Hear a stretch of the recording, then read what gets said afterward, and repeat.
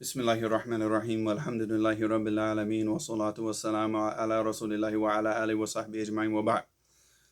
So, inshallah, today, I just wanted to, I guess you could say give advice, but give advice through a story. So, inshallah, let's just call this story time, inshallah. So, what I wanted to talk about was the story of Al-A'mash. I'm not going to go through his whole life and everything. I just want to go through certain events so that people can understand exactly the type of advice that I'm trying to get to, inshallah. So Al-A'mash was an imam in the qira'at, an imam in the as far as the qira'at, like the recitations of the Quran, and an imam in hadith. He's from the Rijal of the Sahihain. You can find his name all throughout Bukhari and Muslim and all the different books of hadith, because he was known for being very, very, very accurate, very, very accurate with his narrations, very accurate, even to the point of just like, not even making a mistake. I mean, he's a human being. Human beings gonna make mistakes, but the point is that he made mistakes so rarely to the point where people would just stop everything they were doing if he made a mistake. It was to that point. Also with his recitation of the Quran, and so he was known for being accurate, but he was also known for a second thing. He was known for his tough and rough behavior, his treatment of students that he did not deem as being serious. So what he would do is with the students that he would see as not being serious, he would let's just say that he had a special type of treatment. Inshallah, we'll go. And then this is the whole point, is to give some examples of that type of treatment. One of the examples of this is that he actually bought. He didn't buy, because it's not permissible to buy, but he got a dog. All right, he got a dog, and he trained the dog to attack anybody that he saw with a notebook, that it saw with a notebook, and because he wanted the dog to attack the people that were coming to ask him and bother him about hadith. Not because he didn't want to give knowledge to the people. He wasn't acting in that regards, but what he wanted to do is he wanted to weed out all the people that were not serious. All the people that just came and just wanted to get a hadith because they wanted a hadith from Al-A'mash, because he had one of the higher chains and narrations of his time. So being that, if you get a hadith from A'mash, you're the man, right? So he wanted to weed those people out. So he took the dog and he trained the dog to attack anybody that came to his house with a notebook. Now, the very serious student, they would be able to struggle through the attack of the dog and make it to the door or knock on his door. So if he knew, if the person knocked on the door, that he was serious, because the student was not really serious. He's trying to just study and get a hadith just to pad his resume. Once the dog comes to attack him, what's going to happen is the person's going to run off. He's going to get scared and be like, oh, khalas, I just go to another sheikh. I don't need to deal with this, right? So one day, two students, they made it to his door, and they're knocking on the door. And he knew that these students were not serious. So he opened up the door. He's like, how did you get to my door? And they said, Al-A'mash, your dog is dead. It died. So that's how we got to the door. And it just to show you how Al-A'mash was, he said, Allah yarham alladhi kana ya'mur bil ma'rufi wa yanha 'anil munkar. So he actually said to the two, he said, may Allah have mercy on the one who used to call to the good and forbid the evil. Meaning his dog. He's making dua for his dog, because his dog was that one. That's what he did. He called to the good and forbade the evil from coming and knocking on his door.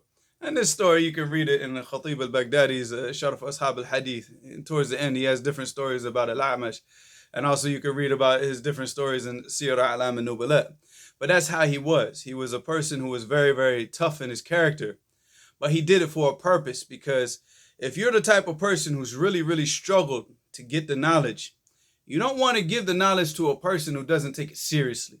A person who's just trying to seek knowledge just because of a resume or for some status with the people, or to say, or to brag and boast about, oh, I got a hadith from A'mash. I got, A'mash said to me, Al-A'mash said to me, this type of understanding. Oh, I went and asked the sheikh and the sheikh told me. And that's why you see a lot of students of knowledge, they have questions, just basic questions that they could go ask anybody. They could ask any student around them, out of the big students. But no, he's got to go bother the sheikh. He's got to go sit down, even though the sheikh is busy. But he's got to go because he wants to know. He wants to say, the sheikh told me this. And this type of attitude, this is what Al-A'mash, he saw in the people, in the students of hadith. He saw this type of attitude, and he wanted to weed that out so he could only have the most serious students around him. For an example, one person, he came up to him in the masjid and asked him about al-isnad. He said, well, ma al-isnad? And isnad, obviously the guy is asking about the isnad in the hadith. So he knew that the person, I can't say he knew because he doesn't know what's in the hearts of people, but he felt that the question wasn't sincere. So he turned around to the person. He's blind now, keep in mind that Al-A'mash is blind. And he grabbed him and he slammed him up on the wall and held him up on the wall. He said, هذا هو الإسناد في اللغة العربية, and just dropped him and walked off. So, and he said, this is isnad, because isnad obviously is to, like, to put to, because that's an isnad, it's a chain of narration, right? So he put him up against the wall. And what he was talking about was al-isnad. He hung him up. He said, this is the isnad in the Arabic language. And he dropped him and he walked off, So this was his behavior, because once he saw that a person was not serious, this is how he dealt with the person to get rid of him, because he just wanted the people away from him. Another example of that was one time when he was teaching. He had a whole group of people that were surrounding him in a majlis. And a person tried to sneak into the majlis and get close to Al-A'mash, and he had his little, they had these little, like a little tablet thing that you used to write on, the students of hadith. So he tried to get close and sneak in because he knows Al-A'mash is blind, right? So he gets in and he's trying to write. So Al-A'mash, hadathana, he's reading out the hadith, and then he knew that somebody was next to him, because obviously the blind people, they have stronger sense of, like the other senses, their other senses become heightened. So he knew. So what he did is he he gathered up all the mucus that he could gather up. He just just like gathered and boom, spit right in the guy's face, right in his face. And the thing about it was about, because he wanted the hadith, like he was serious. So he has all this thick mucus all over his face, and it's just dripping down his face. But he couldn't say one word, because if he said one word, Al-A'mash would have kicked him out, then he wouldn't have gotten the hadith. So he sat there with the mucus dripping off his face, and he sat quiet. He didn't say anything. And then Al-A'mash just went back and he kept reciting the hadith, because once he knew that this dude was serious, he recited the hadith, and the guy wrote the hadith, and he didn't bother him anymore. And he stayed like that the whole majlis until Al-A'mash finished his lesson, and until he finished giving the people hadith, and then he goes and washes his face off. So, this is the type of person he was. And it wasn't because he was trying to be rude with the people but he did not want the knowledge to go to a person who did not work hard for it, who didn't understand the value, the qima of that knowledge. So a lot of people that, especially from the students of hadith, they just jump around. They say, oh, I studied with the sheikh. I studied with the sheikh. Yeah, but what did you learn from that sheikh? What did you get from his character? What did you get from the way that he handles things? What did you get from the usul of the deen that you learned, his opinions? Can you sit down right now and go through a book of hadith and tell the opinions of your sheikh on every single masala in that book? If you can't do that, then you haven't actually benefited anything from your sheikh. You haven't benefited from his manners and how he handles situations, his wisdom, and you haven't benefited his knowledge, because his knowledge is in his opinions on these different masail. So if I can, like for example, this book right here, Al-Muntaqa, which is a book that my sheikh taught, if I'm not able to go through this book, all right, and go through this book and give you the opinions of every single thing, of every single masala, these are the opinions of my sheikh, what have you benefited? And not just knowing the opinions, but also going back and researching those opinions and knowing where your sheikh got those opinions from, and then understanding like what's going on in his head. And then that way, when you go and you sit down with him and you have a discussion about these masail, you're having a discussion that's ilmi. And then that's when the sheikh will know that you're serious. You just go up and say, just like silly questions to the sheikh. They're not going to take you serious. The majority of the ulama, they'll just answer your questions and keep going and forget who you are in a second. But if you really want to like benefit from the sheikh and have that type of ability to sit down, you have to go back and you have to research.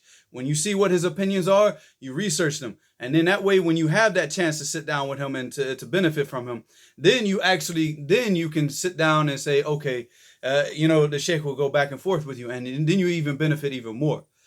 Because this is one of the statements of Al-A'mash, and it's not just one of the statements of Al-A'mash, but it's also it's a statement that you see that a lot of the ulama from before, they use this statement. Because one time Al-A'mash, and I'm gonna get to the statement in a second, inshallah, but first the background.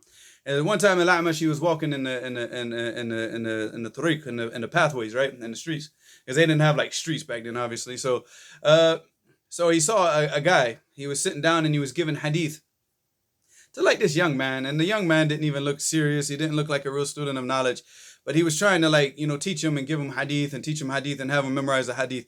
So Al-A'mash, he saw him and he saw what was going on. And he looked at the guy. He said, Ya Fulan, لماذا تعلق اللؤلؤ على أعناق الخنازير?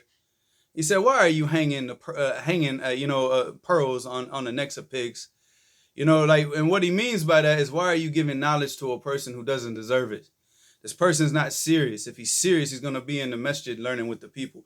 You're not going to be giving them knowledge out in the tariq, So the thing about it is that, and that's how, I'm not saying that's how we have to be, because people, there's tafawut. You understand? Like, people are different and not everybody's the same. So you have certain ulama, they're very nice.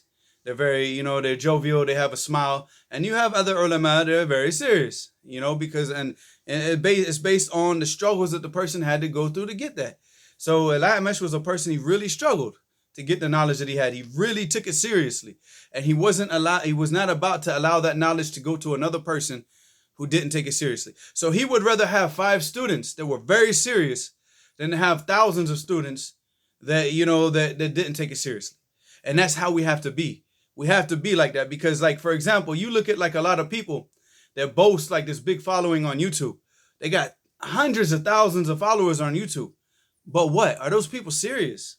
And are you giving them anything serious? And right now, if you were to die and you're dead and gone, your YouTube videos are finished, what are the people, what have those hundreds of thousands of people benefited from you? What can they do now? Can they open up a masjid now and be the imam of the masjid and teach the people that, all they need to know about their religion?